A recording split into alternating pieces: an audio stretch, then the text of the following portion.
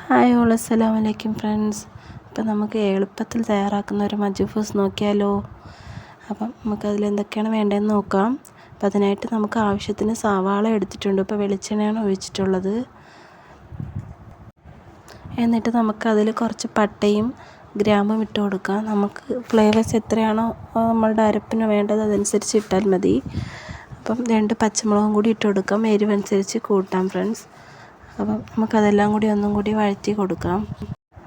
ഒരു 2 സ്പൂൺ കുരുമുളക് പൊടിയും കൂടി നമുക്ക് ഇട്ട് കൊടുക്കാം. ഒരു 2.5 സ്പൂൺ മല്ലിപ്പൊടിയും കൂടി നമുക്ക് ഇട്ട് കൊടുക്കാം. അപ്പോൾ എല്ലാം കൂടി നല്ല രീതിയിൽ നമുക്കൊന്ന് വഴറ്റിയെടുക്കാം. നമുക്കിതിൽ 1 സ്പൂൺ ഇഞ്ചി വെളുത്തുള്ളി പേസ്റ്റും കൂടി ഇട്ട് കൊടുക്കാം. അപ്പം അതിൽ ഞാനൊരു 2 തക്കാളി പേസ്റ്റ് ചെയ്ത് അതും കൂടി ചേർത്ത് കൊടുക്കുന്നുണ്ട്. അപ്പോൾ ഇത് വഴണ്ട് വരുന്ന സമയം കൊണ്ട് തന്നെ നമുക്ക് അറേബ്യൻ മസാല റെഡിയാക്കാം. അപ്പോൾ അതിനായിട്ട് 1 സ്പൂൺ പെരുംജീരകം, മുഴുവൻ പെരുംജീരകമാണ് ചേർത്തിട്ടുള്ളത്. 1 സ്പൂൺ കുരുമുളകും കൂടി ഇട്ടിട്ടുണ്ട്. ആവശ്യത്തിന് പട്ട ഇട്ടിട്ടുണ്ട്. 2 വറ്റൽമുളകും കൂടി നമുക്ക് ഇട്ട് കൊടുക്കാം. എരിവനുസരിച്ച് കൂട്ടാം ഫ്രണ്ട്സ്. അതിനുശേഷം നമുക്ക് മല്ലി ചേർക്കുന്നുണ്ട്. മുഴുവൻ മല്ലി ഉണ്ടെങ്കിൽ അതിൻ്റെ ഒപ്പം തന്നെ ചേർക്കാം. അപ്പോൾ മുഴുവൻ മല്ലി ഇല്ലാത്തതുകൊണ്ട് മല്ലിപ്പൊടിയാണ് ചേർത്തിട്ടുള്ളത്. ആവശ്യത്തിന് കുറച്ച് മഞ്ഞൾപ്പൊടിയും കൂട്ടി നല്ല രീതിയിൽ വറുത്ത ശേഷം നമുക്കതൊന്ന് മിക്സിയിലിട്ട് പൊടിച്ചെടുക്കാം. അപ്പോൾ അതാണ് ഞാനിപ്പോൾ ഇടുന്നത്. അപ്പോൾ ആ പൊടി ഇത്രയും നമുക്കതിലിട്ട് കൊടുക്കാം. അപ്പോൾ നല്ലൊരു ഫ്ലേവറാണ്. എല്ലാവരും ഒന്ന് ട്രൈ ചെയ്ത് നോക്കണം കേട്ടോ അതൊന്ന്. അപ്പോൾ അതെല്ലാം കൂടി വഴറ്റിയ ശേഷം നമുക്ക് ചിക്കൻ കഴുകി വെച്ചിട്ടുണ്ട്. അപ്പോൾ അതെല്ലാം കൂടി ഇതിലിട്ട് കൊടുക്കാം. ചിക്കനെല്ലാം ഇട്ട ശേഷം നമുക്ക് ആവശ്യത്തിന് ഉപ്പും കൂടി ഇട്ട് ഇതൊന്ന് നല്ല രീതിയിൽ മിക്സ് ചെയ്തെടുക്കാം. എന്നിട്ട് നമുക്ക് ആവശ്യത്തിന് ചിക്കൻ വേവാനായിട്ടുള്ള വെള്ളവും കൂടെ ഒഴിച്ച് നമുക്ക് അടച്ച് വയ്ക്കാം. അപ്പോൾ ഇത് വേവുന്ന സമയം കൊണ്ട് നമുക്ക് കുറച്ച് മസാലാസ് റെഡിയാക്കാനുണ്ട്. അപ്പോൾ അത് നമുക്ക് റെഡിയാക്കാം. അപ്പോൾ അതിനായിട്ട് എന്തൊക്കെ വേണ്ടതെന്ന് വെച്ചാൽ നമുക്ക് ആവശ്യത്തിന് എരിവിനനുസരിച്ച് വറ്റൽമുളക് ചേർത്ത് കൊടുക്കാം. കുറച്ച് മല്ലിയില, ഒരു തുണ്ട് ഇഞ്ചി ചേർത്ത് കൊടുക്കാം. ഒരു 4 അല്ലി വെളുത്തുള്ളി.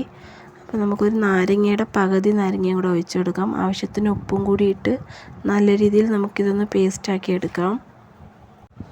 അപ്പോൾ ഇത് ചിക്കനൊക്കെ വെന്ത് കഴിഞ്ഞ ശേഷം നമുക്ക് അതിലുള്ള ചിക്കൻസ് മാത്രം എടുത്ത് മാറ്റി വയ്ക്കാം.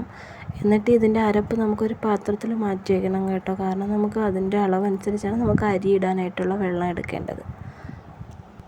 അപ്പോൾ നേരത്തെ നമ്മൾ മസാലയൊക്കെ എടുത്തിട്ടുള്ള സാധനം നമ്മൾ അരച്ച് പേസ്റ്റാക്കി വെച്ചിട്ടുണ്ട്.